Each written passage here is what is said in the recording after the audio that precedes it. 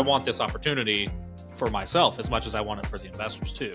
I make good investments because I think they're good investments and I want to put as much money as I can into it.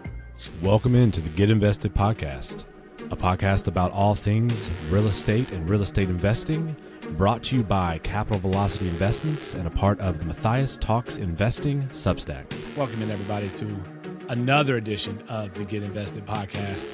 We're here to talk, as we always do, about investing, real estate, and real estate investing. And today is very much going to be on brand, very much going to be real estate investing. Today we're going to get into and have a discussion about some of the biggest hurdles or the types of hesitations, I suppose, that people have to get holding over. them back. Yeah. To start investing in syndicated real estate investment. Now, and Matthias, I'm going to let you lay out the scenario here, but we do want to just be clear that it's specifically them starting to invest in this type of investment, not just investing in general. So go, take it away from there. Yeah. In our scenario, the person having the hesitation has the funds, not necessarily sitting around just cash in an account somewhere ready to go, but might have to pull it out of a brokerage or something, but could make theoretically this imaginary investment that we're talking to. And so when people talk to me and they're like, hey, I want to get started. I've been wanting to get it started in a while, but here's what's holding me back. We're just going to talk about some of those things that investors talk to me about. And to be clear, these people that I talk to, they may end up investing, they may not end up investing. But we're just going to talk about some common ones that I've heard more than once from this type of this type of potential investor, I guess. Essentially, we're raising money to acquire a property. Here's the kind of things you might hear when talking to people who are interested, right? You're not soliciting them. They've expressed interest. Yeah, exactly. So this is a person who has said, I want to do this. I want to be a part of it, but I don't know if I'm ready yet, that kind of thing. So this is the conversation and then obviously we're going to talk about during this, your responses, of course, and sure, and kind of working through, I guess, both the mentality of it, and I don't know. I honestly, now that I think about it, I'm not entirely sure what our goal would be other than just to say they're out there. I mean, I'm assuming, Matthias, your goal would be just to put it all on the table, would be to say, hey, here's why, here's another way to think about it that might help. Or is it more like, these are the kinds of things that you're going to think that I hear? Here's a little bit of both. Honestly, it's if you're going to get started, you're going to have to overcome whatever's keeping you. So, and I don't, there's plenty of people who aren't ready at one time and they're ready later for any number of reasons. And I get, my job is to present opportunities to people. It doesn't offend me when somebody isn't ready or doesn't want to for any reason, some of the ones we've talked to today or any other reasons. It's just, like I said, our goal here is to connect people with the best investment opportunities that we can. And whenever I go to investors with an opportunity, it's because I think it's the best one that I've, it's here. It's it's a great opportunity. Right. So I look at it as anybody who's potentially in this boat, I'll help them have the same conversation. Let them know, one, that you're not the only one having these thoughts or these hesitations, but two, like, hey, here's what I tell them. If it helps you, cool. If it helps you later, cool. You know what I mean? Like, it's just a conversation that I have with these people and just trying to help people if they're ready to get over those hesitations and start building up the assets.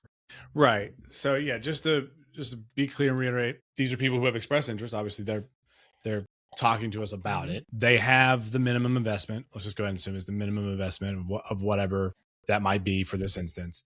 But it is something that they're capable of it. Yeah. Yeah. But it's like you said, it's going to be a change of tactics for them, essentially, of type of investing that they're doing. Whether that be they've just been putting it all in a retirement account through their 401k, through their job, or, just kind of having a lot of the standard things that people do and then moving, or there's someone who has been investing in different ways. And this is another way they're looking into, but either way, they're going to have to decide to choose this over another type of investment. Mm-hmm. And then the kind of those conversations, what comes out of that. I know you said you never get offended, which obviously, of course, but I would imagine every once in a while, do you get a little frustrated? I do get frustrated. Not necessarily with them, just with the fact that You can't convince. Yeah, we'll probably Talk. hand on some of them Yeah. today on some of the things that frustrate me about people trying to get started. But I mean, yeah, there's plenty of people who I mean, you know, there has been people who have that money just sitting in a cash account and they never stop talking about wanting to get started doing something. And I'm like, well, here's a great opportunity for you. And then they're like, well, it's like, well, they're fighting. You know what I'm saying? I'm like, well, I can't help you any more than this. This is all, at this point, it is all on you. So my work here is done, but I'm frustrated because I did everything that held up my end of the bargain, found the opportunities and brought them to you and, heralded them along. And some just takes people deciding they actually want to do it and kind of forcing themselves to do it, I guess. So sometimes I've been frustrated before. It happens. Yeah. I guess might as well just get started with that because I think that's a perfect setup. The first one you want to talk about was kind of the fear of the unknown. And I would think that even if you have these people who have the cash sitting there and they probably even tell you, I know I should do this. Yeah. Right. Yeah. I mean, we all have those situations, no matter if it's vesting or not, where it may not even be the fear of the unknown. Just, I know I should stop doing this right now and go do another thing or vice versa. And you just like, but I can't make myself do it. But I don't do it right. Yeah, exactly. Yeah. I mean, you could look at it as change. Everybody fears change, right? Something new. And a lot of it is, I labeled it fear of the unknown, but also it's just different risk seems more significant, or a new risk seems like it's a much bigger risk than risks you're comfortable with risks you've taken before. You know what I mean? So like an investment, like they're like, oh my gosh, that's a lot of money to put into an investment. Somebody who's, let's say it's minimum is 25,000. They're like, man, that's a lot to put in one spot. But they might have $300,000 with 30,000 in different stocks in a brokerage. And it's like, okay, well then you've got 10, you got 30,000 in 10 different companies in this $300,000 portfolio. They're comfortable with those risks because they've taken them before, but they're not entering into a risk matrix and saying, hey, this is riskier because of XYZ, or that's riskier because of 1, 2, 3, whatever. It's a new risk, and so therefore it's elevated as a huge risk in their mind. Right. Yeah. There's not what the numbers say. It's exactly familiarity. No actual quantitative risk is being assessed. It's a new risk, and therefore it's a bigger one. Right. And I mean, I think everybody understands. Yeah, that's kind of what I was getting at with the fear of the unknown. Right, this is a new risk for me, so I'm worried that I'm going to do something wrong. Right, unknown risk is automatically greater than known risk, no matter the actual risk profile, and no matter even if, like you said, the amount of money is similar. And technically, it's like, well, you are also investing in a company over here too. And I bring that up because I'm not sure you've ever actually said anything to this effect exactly, but I get the sense from the people that I talk to, and then just us talking about it all the time, that the fact that it's a private investment is new to a lot of people. And so that's the thing about the brokerage, especially if they've bought bonds or they've bought stocks and it's all things that are publicly traded versus they view that as vetted by professionals in the government and everything, which is true, right? Like, and they all have SEC filings and all these things they do. That's true. It's like, hey, a lot of normal people are taking these risks with me, and that it's ubiquitous across society that everybody's taking these risks theoretically on these companies or what have you. That's true. That makes sense. Which is interesting because it's almost counterintuitive, or well, it's not counterintuitive because it does make sense. Like, hey, like you said, the SEC, they had to do all these filings, the government, the watchdogs. There's all these other investors. I know they're out there. I can see the number that are being traded every day, all of those kinds of things. So it's like it's been crowdsourced and expert sourced, right? But on the other hand, the public traded thing is actually also faceless and anonymous. Whereas in this instance, though, yes, it's only a few people, somewhere between 20 to 80, depending on the investment. And there's obviously filings and there's paperwork and there's quarterly reports. There's all the same things, but it's not done the same way. It could kind of feel like the money goes somewhere. It is. You're a nameless, a faceless number on a spreadsheet somewhere. And that's true because you can't call up the CEO of Target and go, hey, what are you thinking about this particular risk that I just heard about on the news? I have 32 shares of Target stock, and I would demand to speak to the CEO. You know what I mean? Like that's not a world that we live in, and it's not possible. Whereas the smaller, and the other part that, I mean, the reason I choose real estate investing is because I believe it is a better path to gaining wealth, like to building wealth. So, right, it's faster, better, more reliable than the stock market, in my opinion. And for a lot of the reasons is that it's very expensive to be on the stock market. It's you got compliance, you got huge staffs, so that waters down your returns, right? Like that costs millions and millions and millions of dollars to be SEC compliant, and you've got all your accountant teams and all of your, I mean, all these huge departments at wherever corporate headquarters is for these bigger companies, which, but that cost, that's going to dilute your returns because you're paying for that when you invest in the company. Your money is being used, and it's split up so many different, the huge staffs with all the salaries, and then you've got all the benefits and everything that's paid to all the employees, which is fine. There's nothing wrong with that, but it dilutes your return because you're paying for all of that safety, or at least perceived safety in compliance and being publicly traded in that and whatnot. Right. So that's all valid. But I was actually going the other way. No, it's fine. I mean, both sides need to be talked about. So that was the one side. You're right.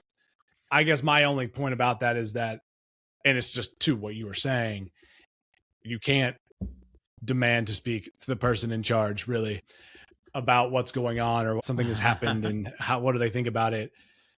All of these security checks have been done, for lack of a better term, and that allows you to trade quickly and all of that. So that's good, but it's anonymous. You're a number.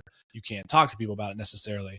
On the other hand, I think a lot of people feel, and I understand this completely, that putting $25,000 into a real estate syndication can almost feel more like it goes somewhere and it's just gone.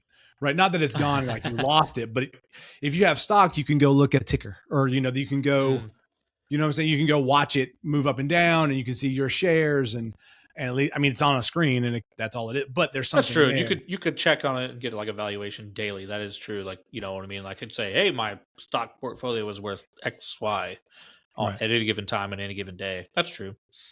And so on the syndication side, there are quarterly reports. There is, transparency. There's actually a place you can also go and see, like, if your shares being listed and stuff. That is actually there, but I just don't think it feels as reachable sometimes. Or people remember, this is people forecasting. I feel like, sure, in the future, this is how they're going to feel.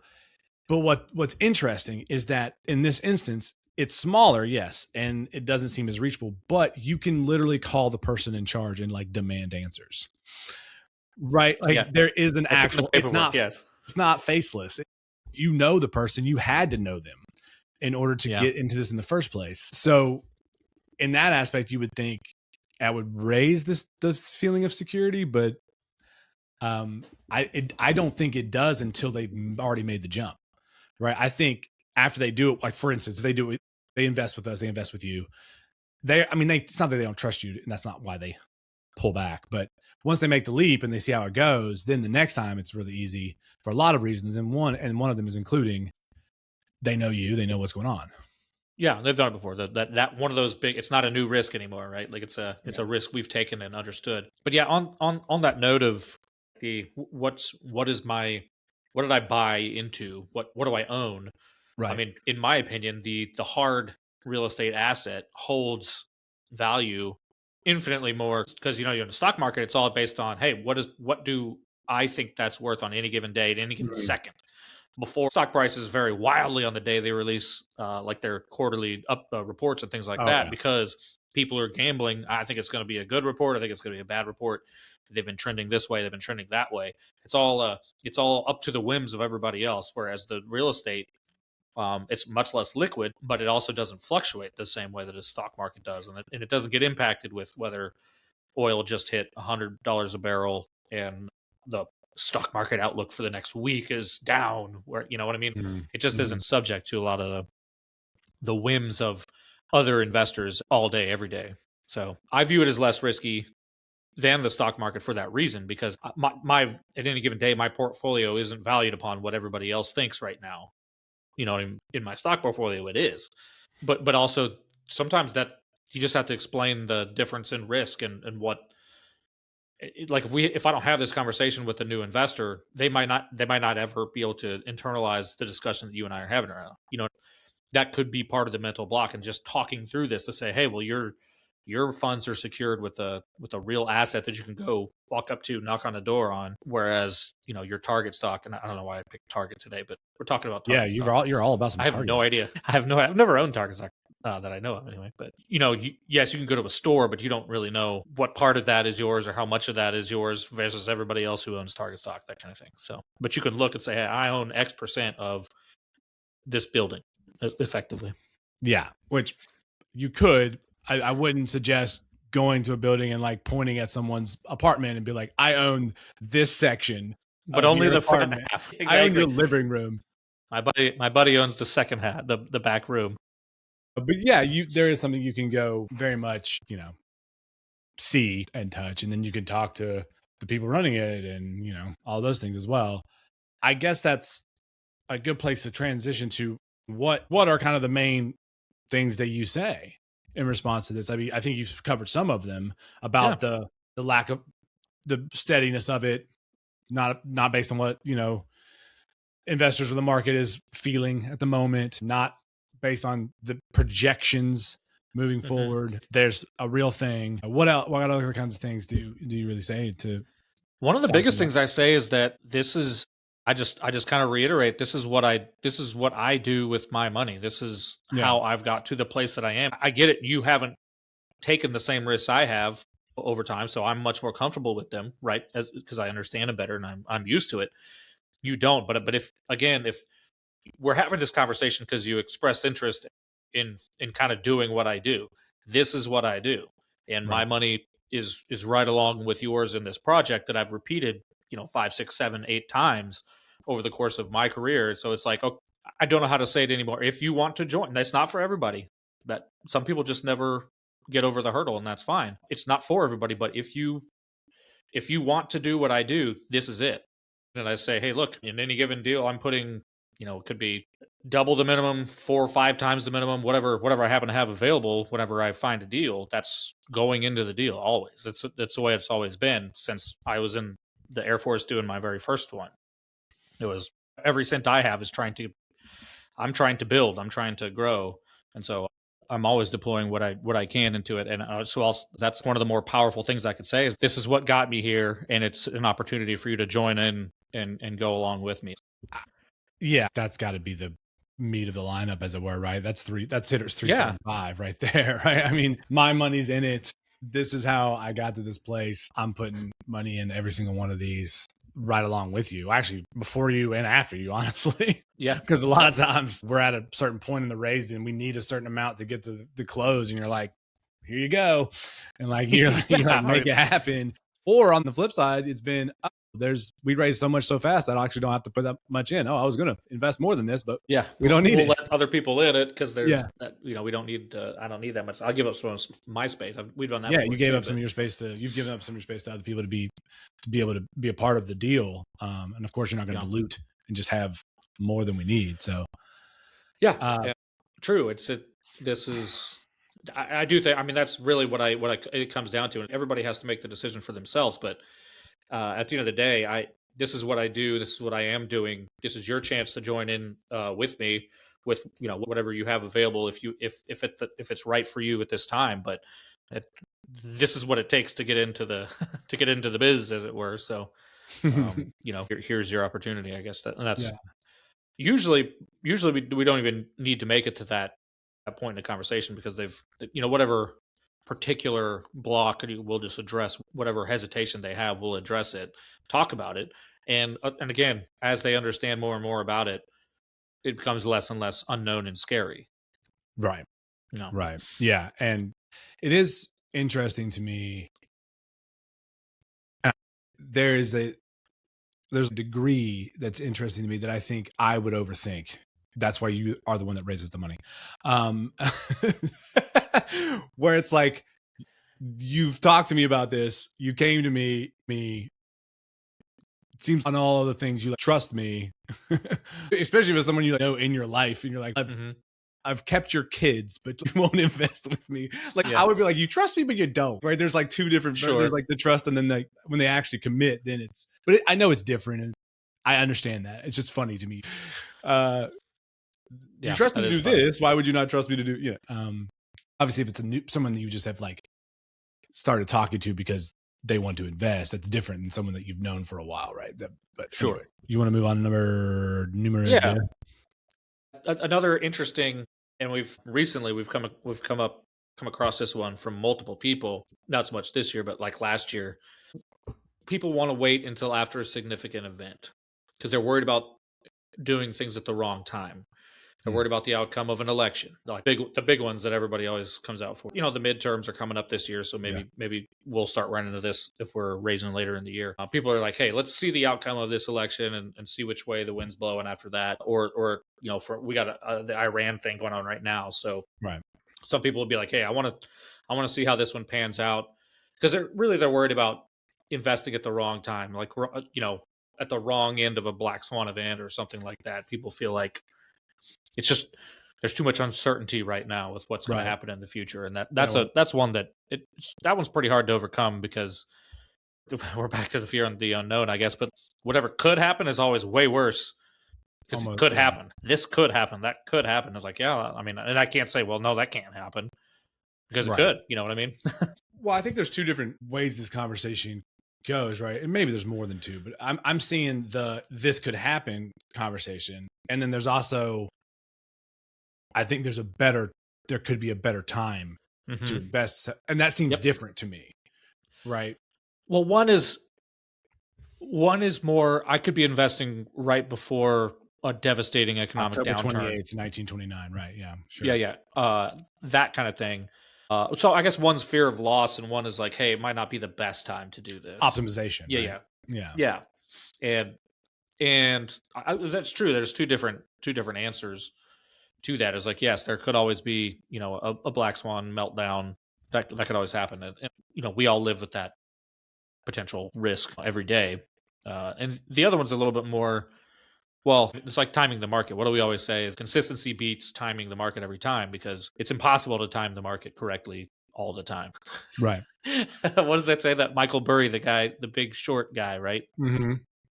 I read a quote the other day. It's like he's predicted 49 of the last 23 downturns. It's like, you know what I mean? It's like he's predicted all of them, but he predicted a whole bunch more that didn't actually happen. That kind of thing. So it's like you could try to time the market, but I would argue consistency and fundamentals will protect you from bad times of it, the wrong time to invest. So we have that conversation a lot too.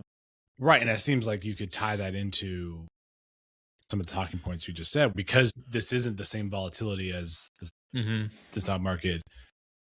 Timing in that way doesn't actually apply near to the same degree. It's not as volatile. Yeah. I mean, it doesn't.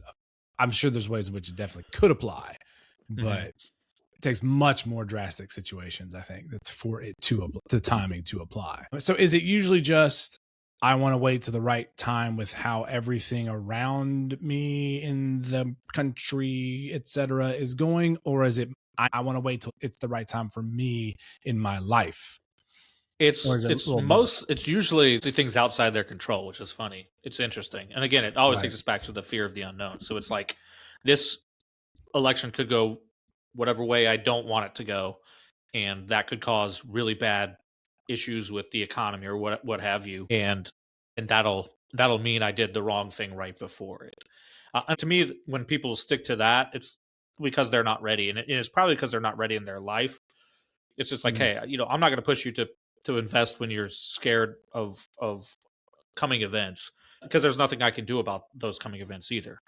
My answer is to both of them ends up being like, hey, if you stick to very strict criteria for I only buy when this, that, or the other thing is true.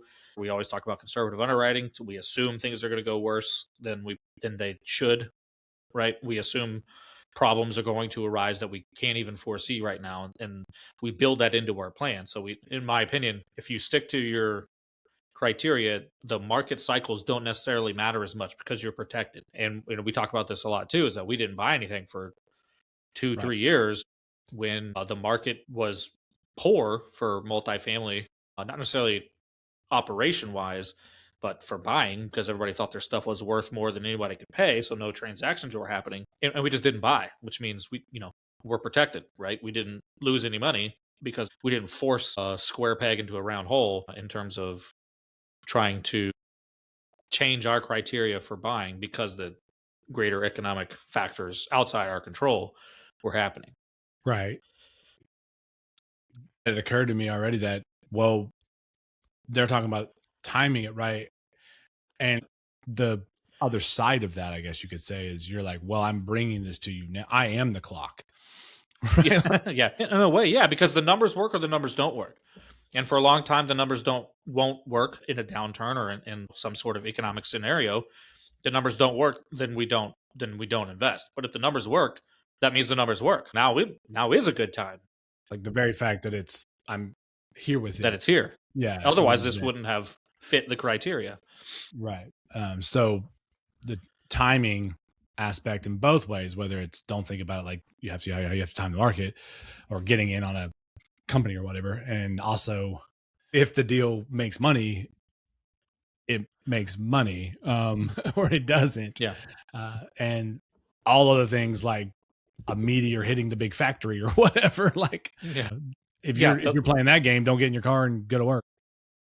100%. And it's like, well, we could do that. And sometimes that's a crippling fear for people. And sometimes it's just how they feel at that, at this stage in their life or what have you. And that's the one I can't help you with, because we could have a Sharknado hurricane that just destroys the entire southeast of the country. Some sort of horrible scenario could happen, but that could be whether we're investing or not. I'd rather do what I can when I can. And if the big one comes, then that's going to hurt, but I'm not going to wait. That could happen 10 years from now. It could happen tomorrow. Right. So, okay.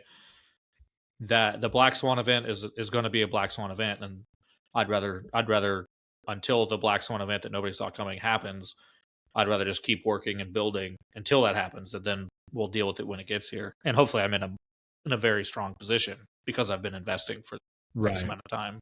And I would imagine, and this is something I do have a lot of experience with, just in a different field, you're not going to convince them for the most part, showing the logic, right? Like, yeah.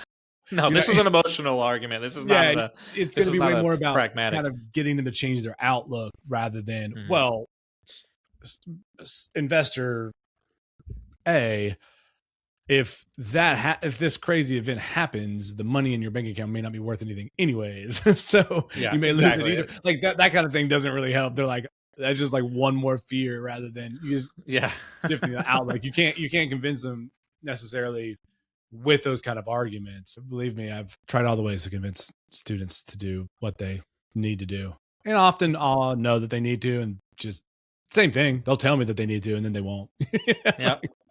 So, and so on. It'll just happen. And sometimes people, until they get to a place where they're more confident in their life or in whatever position they're in, that's up to them. That's their thing. So I don't spend a lot of time dealing with people who are worried about how the election's going to go, because it's a worry that they have that there's nothing I can do to impact it. So I can say, hey, if this guy wins, this is likely to happen, which would be okay with this investment. And if that guy wins, this is likely to happen, which would not be that bad for the investment. But like we said, it's not a logical point by point. It's just like, it doesn't feel right. I can't fix that. So and you can't be like, well, actually, what I'm paying attention is like the local city council election in the town that I'm actually invested in, because that's going to be way more important. Yes, than who's in Washington, because that's not going to trickle down here. Again, same thing. Yeah, which is fine. And it's not that they're not rational actors. That's just not how humans work. That's just the nature of the beast. Yeah, and so I say to those people, I say, well, all right, well, we'll be here looking for investments whenever you do feel like you're in a position where you can go, and we're not worried about this, that, or the other thing. Then come back to me, and we'll work with you then. Right. Do you ever feel, and this is my setup to the segue for the final one here. Do you ever feel like a little bit in these scenarios where you're talking to people who might want to invest, prospective investors, kind of almost like this is not the right term, but I'll explain what I mean. Like a financial therapist, like you're just there to listen to their concerns and worries as a sounding board. And like, honestly, they'll talk themselves through it. You don't really have to say that much. Absolutely happened. That has absolutely happened. You just have to acknowledge it. Where I'm just like, Or they just want to talk through things. Hey, Yeah. I was talking with my husband, or I was talking with my wife, and we were worried about this thing, and they just keep talking. They say like, "Oh well," and then we kind of discussed about this, and then you showed us that thing, and that made a lot of sense. And then Yeah. yeah, absolutely. And I'm just like, yeah, cool, Yeah. that's fine. If there's any questions or anything like that, I'll pass you whatever you need. And the conversation continues, and they're like, "Well, I think we're good." I'm like, "Okay, that sounds good to me." I said I don't like think I said 5 anything. sentences, so yeah. Yeah, for sure. I bring that up because the last big bucket of conversation was the advice they're getting from others, right? That's the other kind of big conversation you tend to have. And so one of those being financial advisors, but just in general, the other conversations they're having. So, you're kind of letting them work through maybe some of that as well. So as we move to this, I just kind of frame it as you end up having conversations about the other conversations they had. Yeah, so a lot of people, and I encourage people to do this, will talk to financial advisors or family members, potentially just more investor savvy friends, family members, or actual, licensed financial advisors. And some of them, and we've talked about this before too, some of the frustrations I have with financial advisors. I was talking with somebody about this yesterday. They may, before we hit record, we were talking about that sometimes people have like a family member or a friend or an aunt who used to be a real estate investor and got wiped out by the It's Great always an aunt. Recession. Yeah, aunt, uncle, somebody, or your family friend, or just a horror story, which that happens. It happened to people, and there are things go wrong, But and then there's also people's financial advisors, especially if it's a portfolio. And this is a conversation we have a lot. So the financial advisor who manages their portfolio, in a brokerage account or wherever it happens to be, those people get paid on the amount of funds that you have in that account that they manage. So they're supposed to be fiduciaries, but they are only fiduciaries as to what they control. So they're going to always tell you should put more into whatever they control and get paid off of, per se, more than pulling them out of a brokerage account and putting it into a real estate, private equity, or what have you. So there's a lot of those that we get. Some people will say, well, I talked to my financial advisor about it, and he said those things are terrible. There's a lot of fraud and very risky. That's what the financial advisors will tell them a whole lot. And it's like that's true. There's potential for fraud. That's why you should absolutely only invest with somebody that don't be sending money in a mailbox somewhere, PO box. He is not wiring funds to Nigeria. Don't be doing that, obviously. But like they'll have that, and those are hard to overcome because they feel that it's somebody on their team versus me on this team, and I don't necessarily see it that way. But it's hard. I don't want to put myself between them and people they view as being on their team. That's interesting. I never thought about it like that. You're not an antagonist, but you're just not yet on their team. They see you as the one selling something, not necessarily the financial advisor. 100%. Yep, they've already made that purchase, right? Yeah, they've already made the purchase of him. I'm the new one, right? 100%. And so I'm very careful when we have this discussion. I'm very careful to go like, look, they are a fiduciary to you, so it is their responsibility to tell you the truth about your money within the bounds of what they do. So they are allowed to tell you this stock is better than that stock, and here's why I believe it. If it needs to be true, they need to believe that. But that's the part of being a fiduciary. But I would say, I always tell people, talk to a financial advisor that doesn't manage your money. Now, he has the same qualifications. He may not know your specific situation, but he's going to give you a much more honest opinion about XYZ, private equity, this type of thing. Somebody or a wealth advisor, not necessarily a financial advisor at an institution, but a wealth advisor, family office, that type of thing.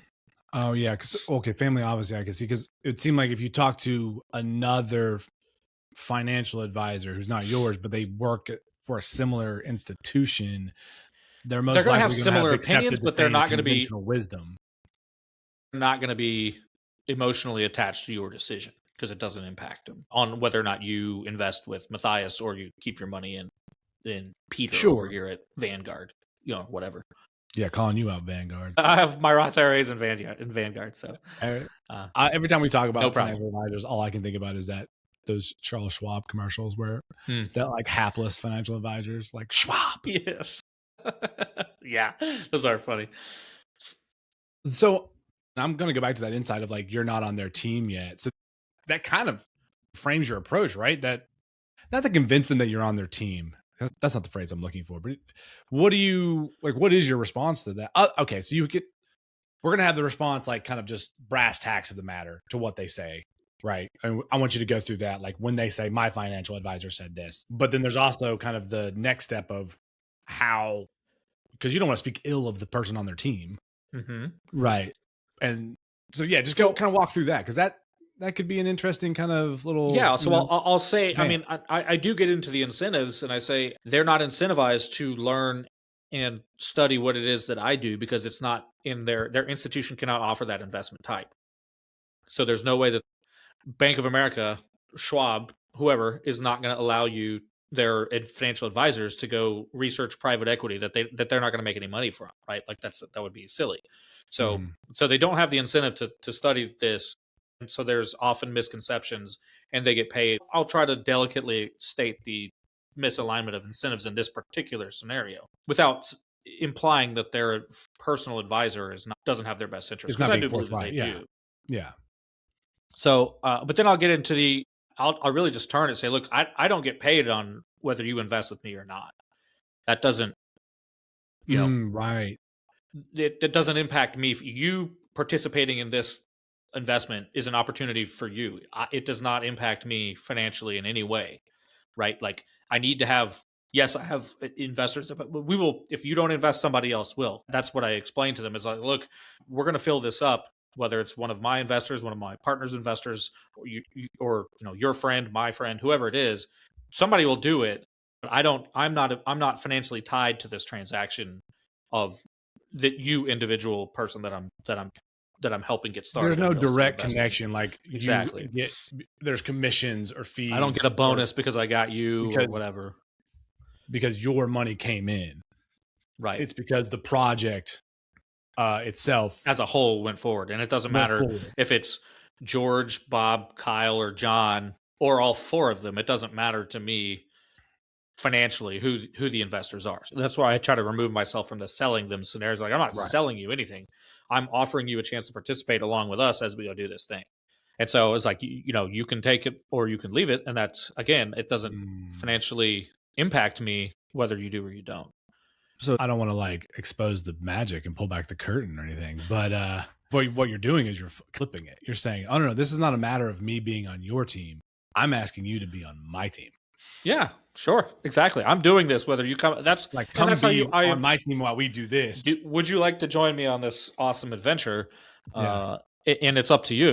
In my opinion, I'm providing a benefit that I am partaking in myself, that I believe in. So you can either join, or not, and that's fine with you. But again, I don't view this as a personal where you're taking something from me if you don't invest in me. I don't get like I said, I don't get offended if somebody doesn't invest with me because they're not ready, because somebody else doesn't agree with the investment or what have you. But that's the approach I try to take with people, is that, look, I got into this business to build wealth for myself by investing in real estate. So I'll continue doing that for forever. There's no reason I'll ever stop. I do it now because I want to bring people along with me. There's plenty of ways that I could go do this without involving, it'd be a lot less complicated, without involving other people. But it's what I'm passionate about. Is I want people. It's changed my life and my family's life. So I'd like to bring as many people along as I can. But it doesn't offend me if people aren't ready to take advantage of the opportunities as I see them. The people who are ready will go do this. Yeah, it's an interesting two-pronged thing there, right? Because you are, in a way, trying to convince them to do something, but it's not really selling. No, in the same way. And it is to your benefit, sure, because the project moves forward and that project is going to be, it's going to be successful and produce things that it's been projected. And the more people that say yes, the more deals we can do, and the quicker we can grow it. And absolutely. Yeah. But at the same time, you are bringing something to them rather than asking something of them. Yeah. Which that seems like that might be one of the bigger rivers to ford, right? When they start seeing it that way. It's very funny because America's so, we're all about capitalism and like selling and movers and shakers and stuff, but then we're also all like just a little suspicious of anyone trying to sell us something at the same time. Yeah. Which is probably healthy. You should be suspicious of other people. Caveat emptorum, absolutely. Now, it seems to me if you're responding to, oh, this went poorly for my family member. Mm-hmm. And now if that's like, oh, they were flipping houses and then the housing market crashed because of some prime mortgage, that's like a completely different conversation than they did this thing with the flipping houses and it didn't work out. So there's probably that. And then there's family members warn me away from it because they think private equals fraud or whatever the case may be. They're the savvy one and they warn me of that. There seems like there's that conversation. And then there's the financial advisor conversation. And it seems like you would have to play all of those a little bit differently. Mm-hmm. So let's start with the financial advisor. Like, how often do you actually just like directly challenge? Like when there's a scenario where you're like, okay, let's go. Not to the investor, but to, kind of putting it to them. Yeah. So I have been looped into some email chains, and that really happens when the investor wants to invest, but the financial advisor or the money manager is resisting. They're like resisting, like you shouldn't do, and basically they'll say like, this is what he said to me today after I told him to transfer the funds to this other account that I can transfer. He's like not moving the money. Yeah. Well, he's like, he just keeps finding more and more reasons. And this has only happened probably one or two different situations that have actually happened where the advisor was like, no, don't forget about this. Basically, they're making the client sign off on multiple different things. You know about this, you know about this, you know about this. And she's already said, move the money. And the advisor is resisting more, finding more reasons that it needs to delay, it needs to wait. And so I've been looped into some of those because basically the investor was like, I don't know what to say to him anymore. like he won't move my money. And I'm like, okay, well, I can respond and try to answer some of these things that he's, what it's like account numbers and different types of transfers and things like that, where they're bringing stuff up. And so I've had to deal with that a few times, and I try to keep it as non-confrontational as possible. And just I'm there and I'll answer the questions. Like I'll just say, this is what XYZ, the end. And I may have a separate conversation with the investor and say, here's what I would say in order to get them. But I really don't want to get in a fight with the guy. Right. Again, when we were talking about this before the mics were hot, but I would put my investment track record against his any day. Because if he could make 20-25% returns for his clients, he'd be running a fund on Wall Street, billionaire. So I'll put my record up against theirs any day. But again, I don't want to get into a fight with him. So, I just try to be informational only when in that scenario. But for the family member or friend, or just like I had a bad experience in the past. I owned an extra rental home and I rented it out, and somebody destroyed my property, and it was a nightmare, and ended up having to sell the house at a loss, and they never paid rent. Whatever. A lot of people have those stories too, and I just go, look, this is here's my track record. Here's what I do. Either you trust me or you don't. Right. To be able to do this, avoid the pitfalls that have happened to your loved one, your friend, yourself even. Here's how I've avoided that in the past. Because if I go, well, you don't want to go like, I'm smarter than you. That's never going to work. I'm not trying to insult whoever it is that had the bad experience. And sometimes people say, I got to recover from losing money with the last syndication I invested in. And I don't really have anything to say to that at all, other than that's frustrating. I wish it didn't happen. Yeah. I haven't done it, but that doesn't mean they didn't just lose money, Right. And you're like, well, this syndicate over here is ruining it for us all. Exactly. That's those people are frustrating. So I just go, look, at that point I just make it like very clear. Like if you need to wait, you need to see more track record from me, interact with me for longer and build up that trust. That's fine, because I can't overcome whatever has happened to you in the past. That is a real thing that had happened, or you can't argue with friend or loved one. No, it's like that happened. You're right. That happened. You may never get over that. They may never be like, it's just, now it's it's always a negative thing that pops into their head whenever they think about real estate investing or whatever. And they may or may not be able to get over it, but all I can do is be very clear, very transparent. Here's what I do. Either you believe me that I will continue to do this, or you don't, and there's nothing I can do about that. But that's other than just be here and transparent and talk to you about it. Yeah, I mean, if you're talking about another syndicator, there's not really much to say other than that. And then, I mean, if they wanted to, you can be like, well, you can, if you really want to compare, you can send me what their business plan was, and I can show you why how mine is different. But it's never. But it's all like we talked about earlier. It's rarely a technical. Like they had a bad business plan. They made a bad bet. It's always, well, they weren't transparent. They stopped talking to us when they had to sell at a loss, and we're all fighting to get our money back, kind of thing. Yeah, right. And it does seem like on the other side, with like they had a rental or something like that where it went poorly. You don't have to, obviously I'm better than you. I would think it would be convincing to say, well, yeah, I get that, but this is what I do for my job. Yeah. And you were trying to do it on the side. Exactly. It's like, this is, and the other thing that I'm like, look, I have more than $1 million invested across all my properties significantly. This is where all my money is. Like, this is what I'm doing. So nobody's more incentivized to make these work than me. I promise you. Nobody wants this to go better than me. I'll put hundreds of thousands of dollars in these investments, and our minimum may be 25,000, maybe 40,000, maybe 30,000. I'm never going to do just the minimum unless I literally give away all the space to other people who want the opportunity. I tell people all the time, I want this opportunity for myself as much as I want it for the investors too. I make good investments because I think they're good investments, and I want to put as much money as I can into them. Right. I've literally done that. I've just poured in, funds at the end. It's because we're here, we're done.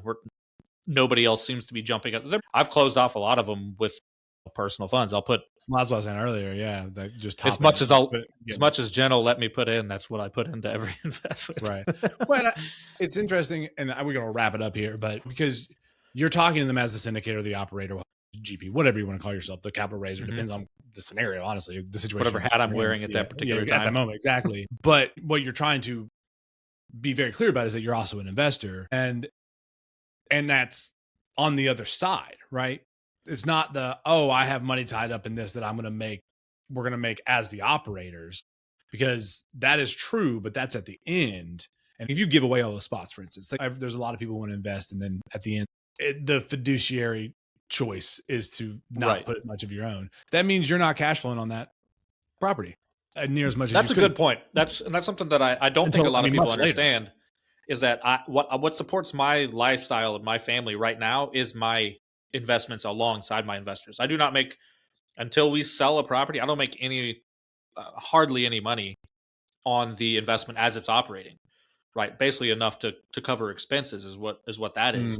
So, yes, for a successful investment, once the investors make all their money and we sell, I get a portion of that as kind of a reward for providing that to everybody, me and my partners, team, whoever's involved.